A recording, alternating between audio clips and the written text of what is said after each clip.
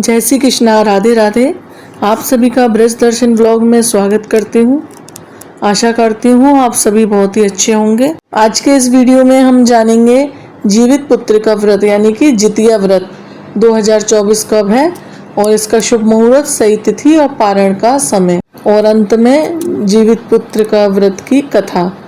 तो आप व्रत कथा भी इस व्रत में जरूर सुने, जिसे सुने बिना व्रत अधूरा माना जाता है। तो आप वीडियो में अंत तक अवश्य बने रहिएगा। अश्विनी मास की कृष्ण पक्ष की अष्टमी को जीवित पुत्र का के रूप में मनाते हैं।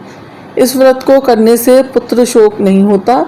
इस व्रत का स्त्री समाज में बहुत ही महत्व है। इस व्रत में सूर्य नारायण की पूजा की जाती है। विधान है कि स्नान करके भगवान सूर्य नारायण को प्रतिमा को स्नान कराएं, धूप दीप आदि से आरती करें एवं भोग लगावें। इस दिन बाजरा से मिश्रित पदार्थ भोग में लगाए जाते हैं।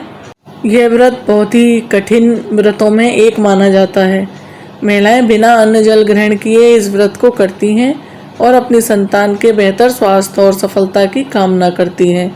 इस साल यह व्रत महिलाएं 25 सितंबर दिन बुधवार को करेंगी।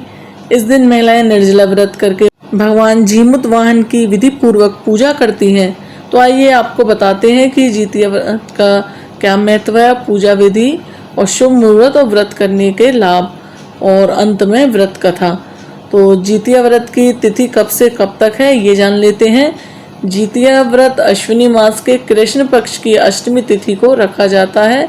अश्विनी मास के कृष्ण पक्ष की अष्टमी तिथि इस बार 24 सितंबर को दोपहर 12:38 पर लग जाएगी और इसका समापन 25 सितंबर को दोपहर में 12:10 पर होगा। जितिया का व्रत रखने वाली महिलाएं 25 सितंबर को पूरे दिन और पूरी रात व्रत करके अगले दिन यानी कि 26 सितंबर को व्रत का पारण करेंगी। इसका पारण सुबह 4:35 से सुबह 5:23 तक किया जाएगा। जितिया व्रत प्रमुख रूप से बिहार, झारखंड और पूर्वी उत्तर प्रदेश के कुछ हिस्सों में रखा जाता है। माताएं संतान के लिए निर्जला व्रत करके भगवान जीमूत वाहन की विधि विधान से पूजा करती हैं। मान्यता है कि इस व्रत को करने से आपकी संतान के ऊपर से हर प्रकार का संकट टल जाता है। इस व्रत को महिलाओं को हर साल करना होता है और बीच में कभी छोड़ा नहीं जाता। जीवित पुत्र का व्रत को करने के लिए महिलाएं सुबह ही स्नान के बाद व्रत करने का संकल्प लेती हैं और गोबर से लीपकर पूजा स्थल को साफ कर देती हैं।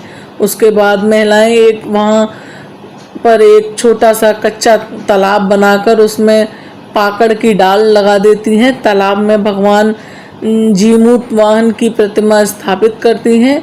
इस प्रकार प्रतिमा को धूप दीप अक्षत रोली और फूलों से पूजा की जाती है।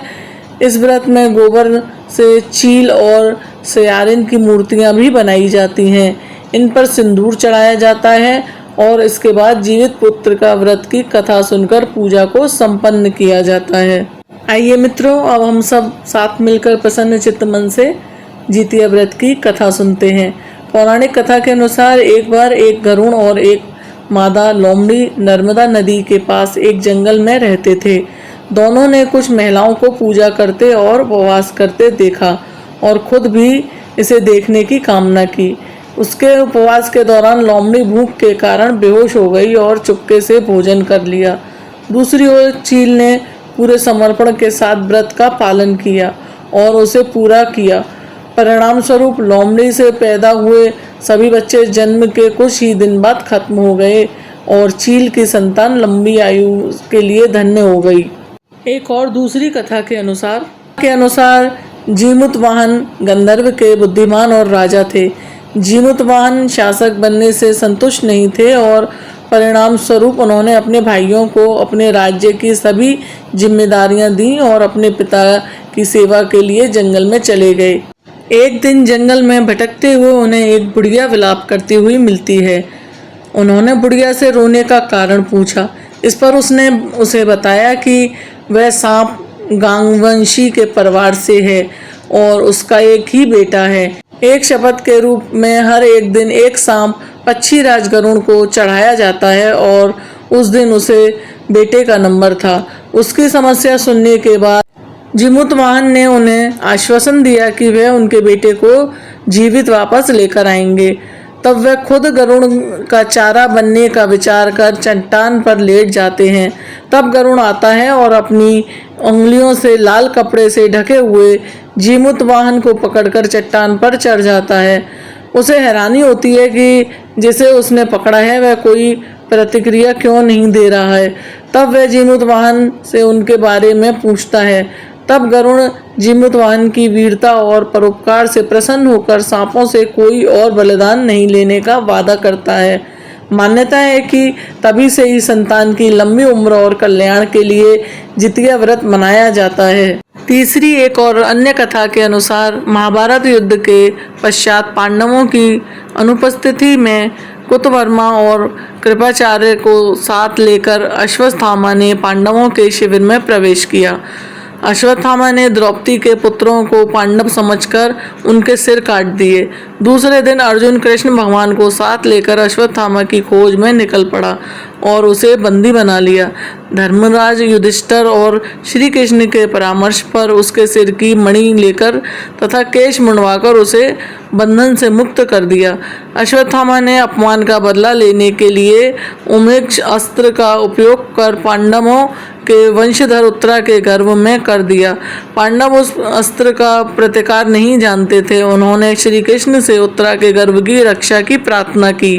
भगवान श्री कृष्ण ने सूक्ष्म रूप से उत्तरा के गर्भ में प्रवेश करके उसकी रक्षा की, किंतु उत्तरा के गर्भ से उत्पन्न हुआ बालक मृत प्राय था। भगवान ने उसे प्राणदान दिया। वही पुत्र पांडव वंश का भावी कर्णधार परीक्षित हुआ। परीक्षित को इस प्रकार जीवन दान मिलने के कारण इस व्रत का नाम जीवित पुत्र का व्रत पड़ा। मित्रों, तो आज के वीडियो में आपने जाना कि जीवित पुत्र का व्रत कब है और इसका शुभ मुहूर्त, और व्रत में मैंने आपको आज 3 कथाएं सुनाई। तो आशा करती हूँ आपको आज का ये वीडियो पसंद आया होगा। अगर आपको वीडियो पसंद आया हो तो कृपया कर इसे अपने परिवारजनों मित्रजनों के साथ शेयर अवश्य करें, और वीडियो अगर पसंद आता है तो लाइक ज़रूर किया करें। लाइक नहीं आते मेरे वीडियो पर। अगर वीडियो आपको पसंद आए तो लाइक अवश्य करें और कमेंट करें, और कोई भी जानकारी लेनी हो तो आप मुझे कमेंट ज़रूर करें। और आप अपना स्नेह इसी तरह बनाए रखें और मुझसे जुड़े रहें। सभी माताओं को जितिया व्रत की हार्दिक शुभकामनाएं। फिर मिलते हैं एक और नए वीडियो के साथ। तब तक के लिए जय श्री कृष्णा, राधे राधे।